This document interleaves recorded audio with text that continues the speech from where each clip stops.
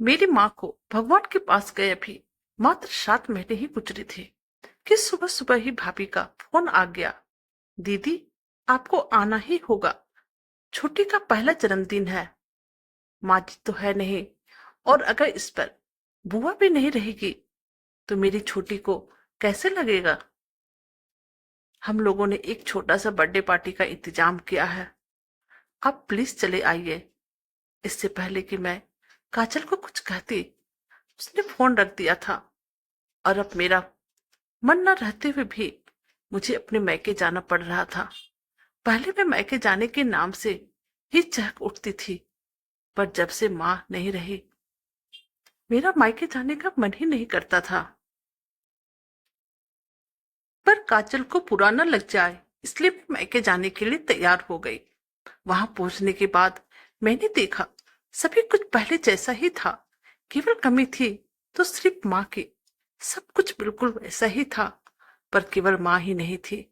सभी लोग मेरे साथ ऐसा व्यवहार कर रहे थे जैसे कि मुझे माँ की कमी महसूस ना हो। पापा भी बिना बात पर हंस देते थे। मुझे पता था उनके दिल में माँ के बिना कितना खालीपन है, लेकिन फिर भी वो मेरे खातिर हंसते रहते थे।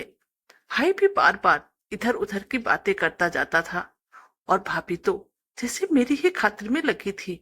हर वक्त काजल भाभी मेरी पसंद और नापसंद का ख्याल रखते रहती थी, लेकिन मुझे बार बार माँ की आवाज सुनाई दे रही थी। ऐसा लगता था कि माँ भी गलियारे से निकलकर मेरे पास आ जाएगी और मुझे कहेगी, बिट्टो ये खा ले, बिट्टो वो खा ले, देख तेरे लिए ही मंगवाया है, तुझे बहुत पसंद है ना। माँ मुझे प्यार से बिट्टो ही बुलाती थी। पहले जब भी मैं कभी मैके आई थी, हम सभी लोग बातें करने में इतने मशगूल हो जाते थे, मुझे अपनी एक जरा फिक्र नहीं रहती थी। तो पीछे से आकर माँ अपना शॉल मुझे उड़ा देती थी और कहती, इसे ओढ़ ले, नहीं तो सर्दी लग जाएगी। बातें तो होती ही रहेगी, अपना भी ख्याल रख। और फिर मैं माँ से कहती थी, आप मेरे साथ हो तो मुझे कभी कुछ नहीं हो सकता है। और फिर यह कहकर मैं माँ की गोद में अपना सर रखकर अपनी आंखें बंद कर लेती थी, और मुझे ऐसा लगता था कि मैं सारी चिंताओं, दर्द, तकलीफों से मुक्ति पा ली हूँ। अभी मैं इन ख्यालों में ही थी, इतने में भाभी आकर कहती है, दीदी ये साड़ी और ये सूट आपके लिए है। मेरी आंखें जो इतनी देर से अपने आंसुओं को अंदर ही अंदर पी रही थी, कहीं खुशी के मौके पर आंसू न आ जाए, अपने को रोक ना सकी और मेरी आंखों से टप टप आंसुओं की धारा बहने लगी। थोड़ी देर रोने के बाद जब मेरा मन थोड़ा हल्का हुआ, तब मैंने भाभी से कहा, भाभी मुझे कुछ नहीं चाहिए, मुझे सिर्फ माँ की वो शॉल ला दो जो हमेशा माँ मेरी कंधों पे रखकर मुझे हर मुसीबत से बचाती रहती थी।